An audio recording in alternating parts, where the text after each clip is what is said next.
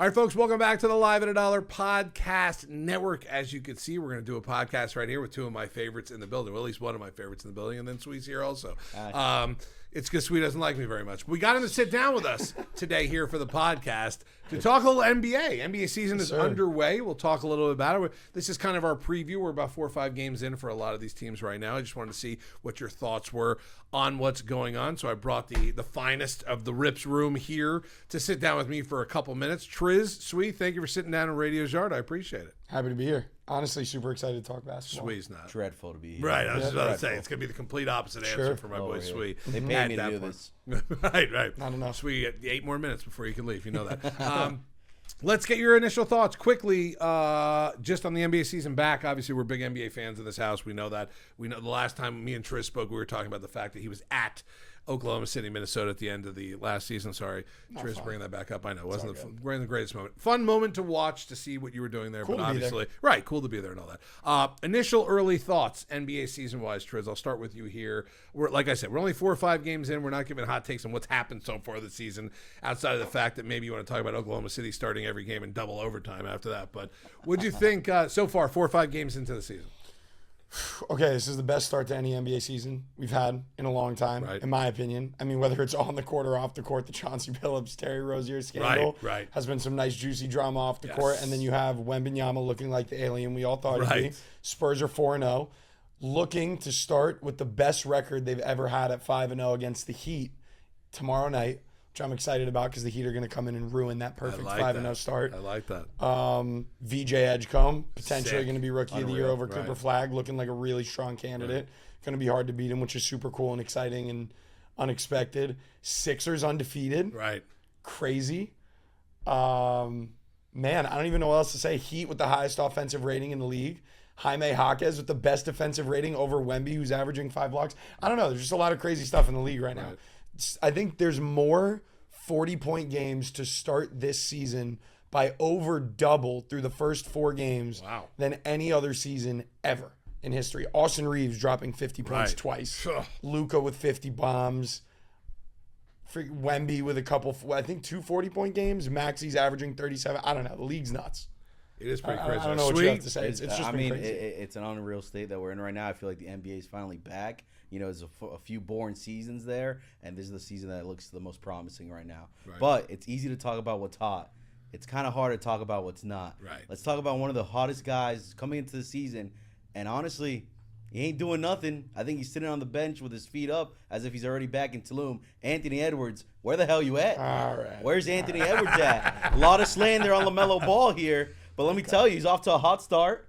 Triple-double already into the season. He has, right? Where's Ant-Man? Where is he? This guy comes in. He's injured. Oh, listen. Injured. I didn't know where Sweet was going to go here. Neither did I. And now God forbid. I'm so happy I brought him in here. God forbid he's LaMelo right, was man. injured into the first 5 games because I would have been on over everywhere. ESPN, everyone would have been all over your feed. Anthony Edwards injured. Everybody's just looking the other way. You know, tug between his tails. Guy said he was going to, come out and do his thing. And guess what? Knocked out in the playoffs real early, Not even playing yet. Where's he at? I don't know. That's your guy. And the rebuttal. Okay, let's dispel a couple things. Knocked out of the playoffs early. He was in the conference finals. Knocked out.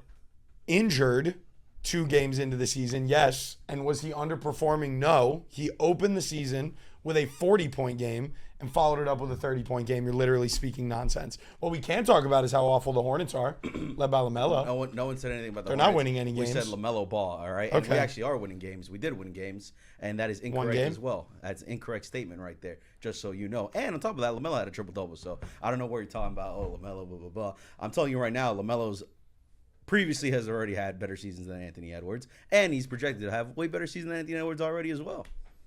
So, I don't know where your guy's at, but I know where my guy's at. And my guy's healthy and playing. God forbid he wasn't healthy and playing, because let me tell you, wouldn't have heard the end of it.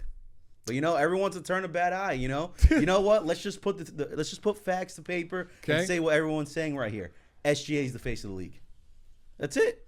LeBron's on his way out. SGA is the new face of the NBA. Whether you love him, whether you hate him, it's not Anthony Edwards. It's SGA. My only debate with that would be is you're probably right, especially coming off what just happened with OKC and SGA and even the start to the season. unbelievable. Unbelievable. But say his name. The face of this league is going to be the alien that we're talking about, who's 7'8". Yes. Who, by the way, if you go to the beginning of this season, how it all started, he grew another 1.5 inches over the offseason. This guy is like not like an adult yet. You know what I mean? He's 21 years old. He's a kid. He's still a kid. He's still growing. I saw I haven't watched full San Antonio games yet. I will fully admit I have not watched a 48-minute San. I've watched a lot of the highlights. I've watched a quarter or two. I watched one sequence, which we've all had if you've seen ESPN, where he literally was turned backwards. Trizz turned around quickly while someone was putting a shot up, blocked that shot. They got a back shot up. Then another guy he blocked that shot. This guy, right now, today, as we tape this, the face of the league is SGA. I will give you that. I will 100%. In 24 hours, that could change. Let me tell you one thing that no one wants to say, and everyone thinks it. You ready for it? I'm ready. He's probably the most injury-prone player I can see. Victor? God forbid. Okay. I love him. Okay. But let me tell you, when you look at that step-back crossover and he shoots the three, I'm just waiting for a fractured bone to happen. And I don't want it to happen. I get it. But it looks like it. You look at all the big guys that have played over the years. No one above like 7'3" or 7'2". Obviously, no one can do what he does. He is an alien. He's 100%. When he did that sequence we were talking about, and he blocked those shots, and then somebody passed the ball up where he grabbed it, and he took the ball up court, 100%, spun on a guy between his legs, and shot a 3-pointer from 38 feet out, and literally didn't even hit the rim. Yeah, that was against Dallas. Right. That was crazy. It's scary for the rest of the league to see that because this guy is an alien right now. But tell me you're not cringing when you watch that. I get it. At an injury happening. Yes, it's it possible. It almost looks like it's waiting to happen. But until it happens, that dude is the new face of the NBA. He has to be. He's an alien. I think SGA, if we were making an all-NBA team right now, if I could take the 5 best players in this league and put them on a team right now, I think it would be very hard in certain areas who you're going to take. Because I don't think LaMelo's there yet, but he's close. I will give you that. He's close. He's not there yet. He's no, close. SGA is going to take that point guard spot, obviously, right now. And that, I think, is locked in. I think Luka, at one point, you want to put him at the 2 or the 3, wherever you want to put him in that spot. He's there also. Yeah. Right, because then you might put Ant Edwards at the 2 there also. Wemby's at the 5. I think the 4 position is one that we could debate about. I think those 4 are kind of locked in or close to it. When you talk about those 4 in general, Wemby, I just think over the next 10 years, and I will go to you on this, if he does not have one of those fractured fibula years or cracks his ankle and then it sets back. When big guys get hurt, especially their feet, it's bad.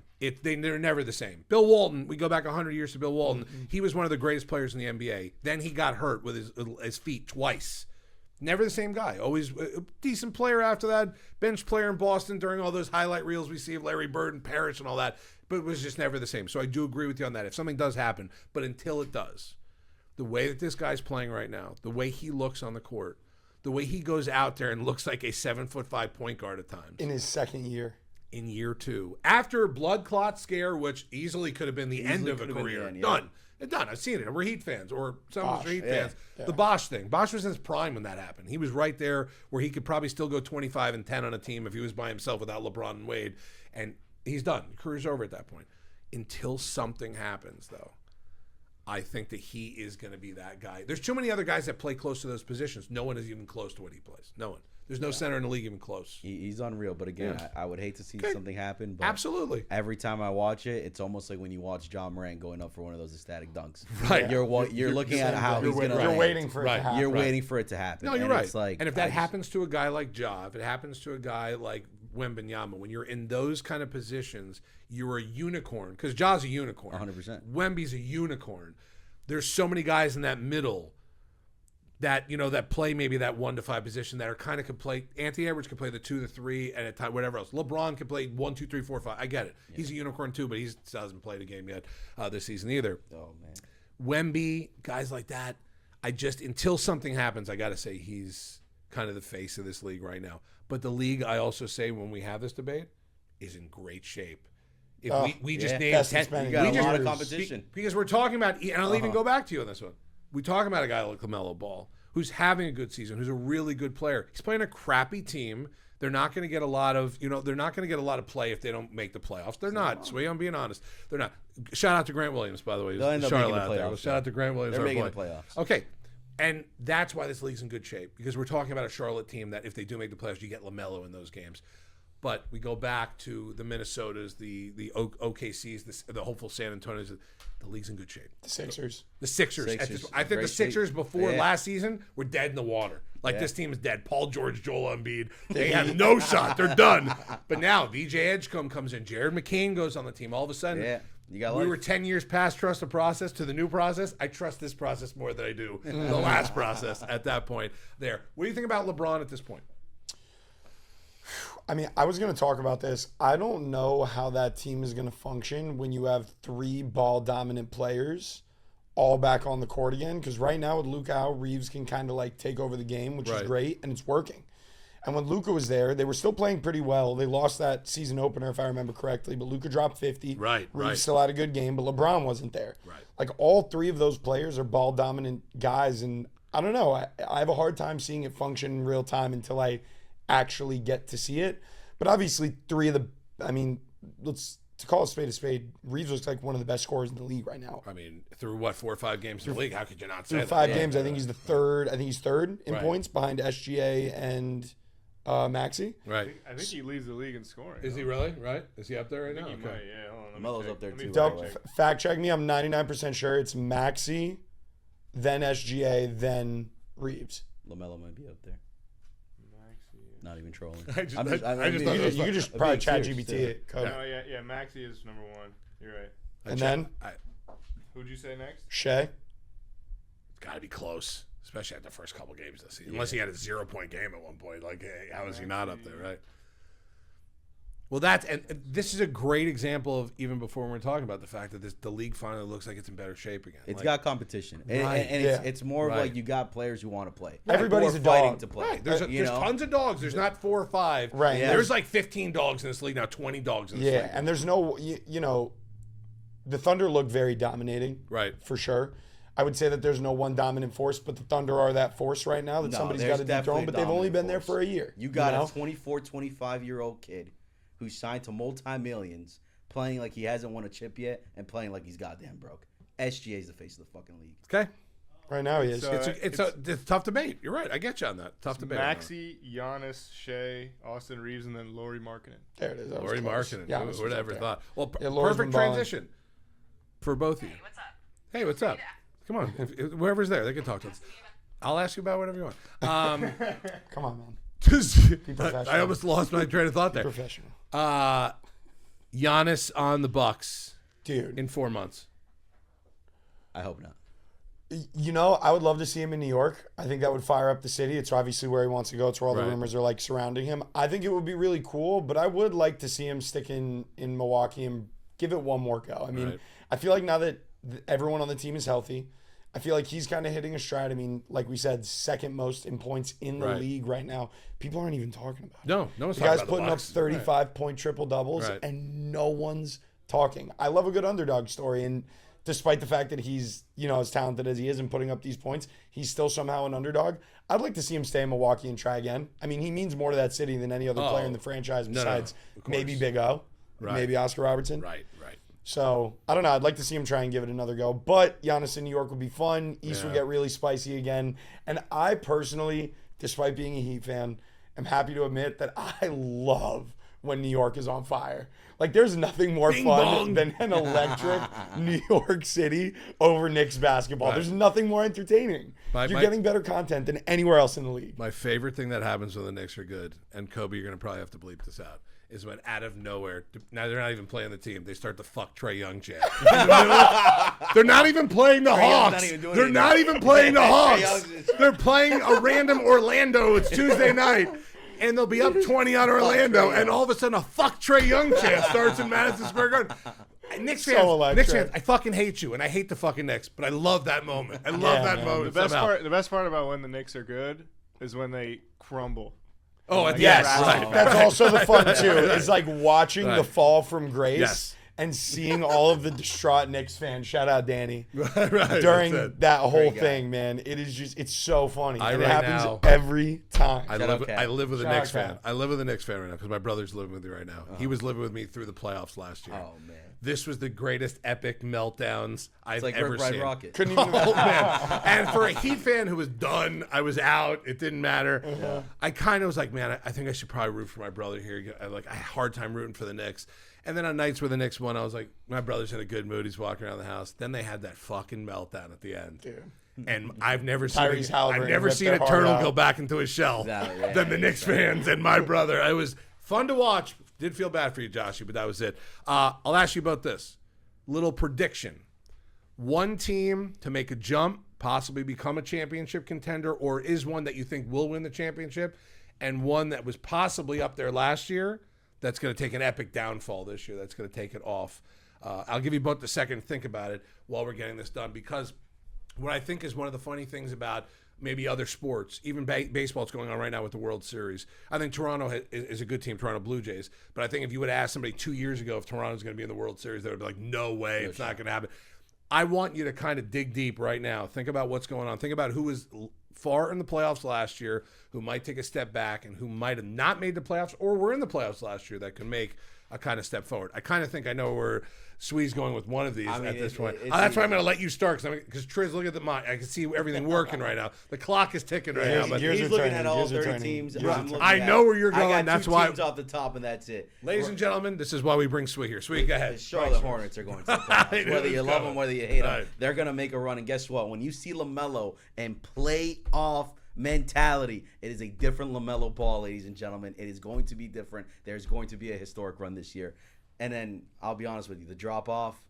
I hate to be that guy. Don't you dare. Pacers are dropping off. Oh, okay. Yeah, that's right. I like Pacers to drop off. I think what they did last year was some type of voodoo magic. I don't know what was going on. And then I don't know how they got there. But they got there, which is respectable. Right. You know what I'm saying? You love an underdog story. Love the story like Halliburton. And they fought hard until the injury. They fought hard. And I'll be honest Game 7. Right. Game 7. If it wasn't for that injury, we might have had a Pacers upset. Halliburton championship? Good God almighty. Could have happened, but so electric. There's just no chance it happens again. It's honestly my saddest what if in sports to this moment, to be honest, is Halliburton's injury. Right. Game 7 against such a team that was so heavily favored, to drag it that far, that late in Game 7, still a good game up to halftime.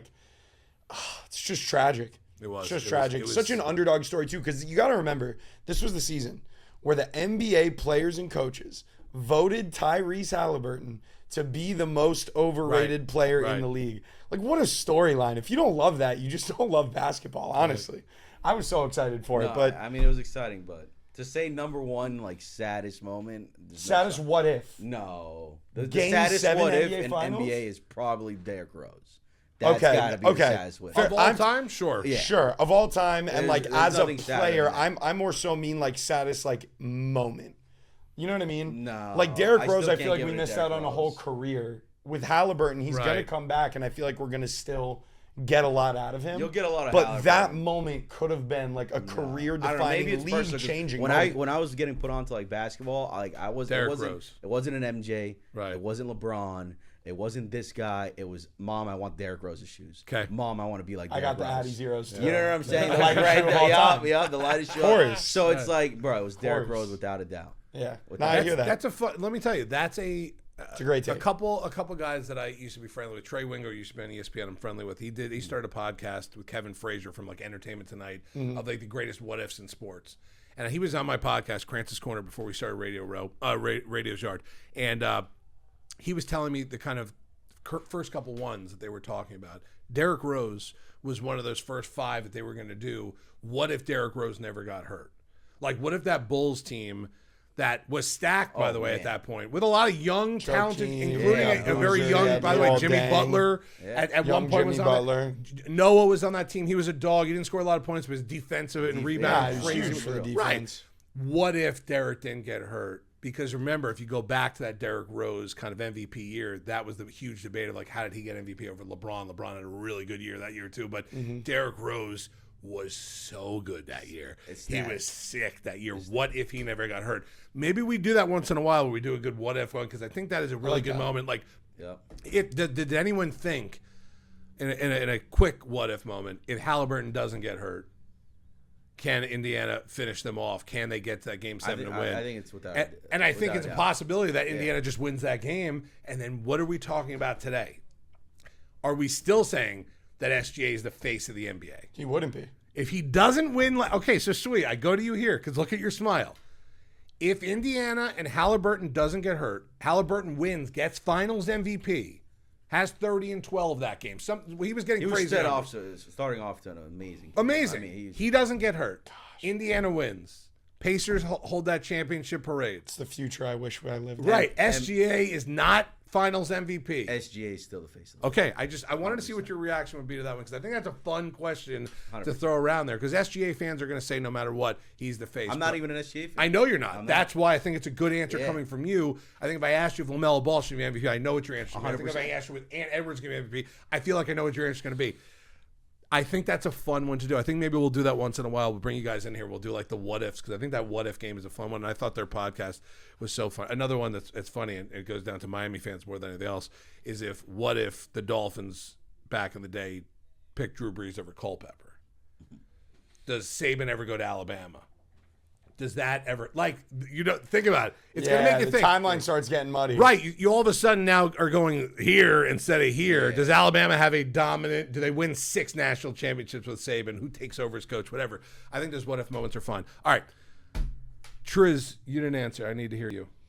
Okay. You're one team to take a step back. You're one team to take a step forward. I have 2 to take a step forward. Okay. I have to give a special shout out to my Miami Heat. I think we're the Pacers of this year. I think we have a bunch of scrappy role players. If you actually take a look, we are number 1 in points per game so far this year, just like the Pacers were last year. And I think it's because we have a full bench full of dogs, all of whom can play their role very well when they're playing well. We haven't even had Tyler Hero, mind you, and we are the number 1 offense in the league right now, which is an insane stat for when we get him back. So I'm really excited about the Heat this year. I honestly think we can make a really deep playoff run, just like the Pacers did last year.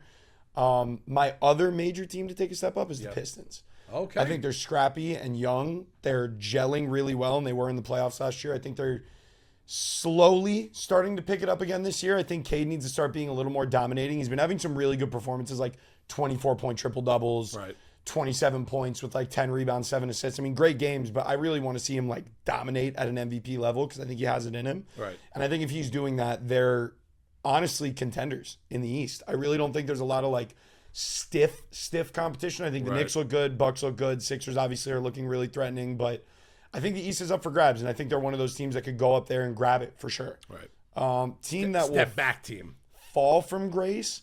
Pacers are an easy one without Hallie. I also think the Celtics are going to fall off. I would say like the main team I think is taking a step back. It's a tough one.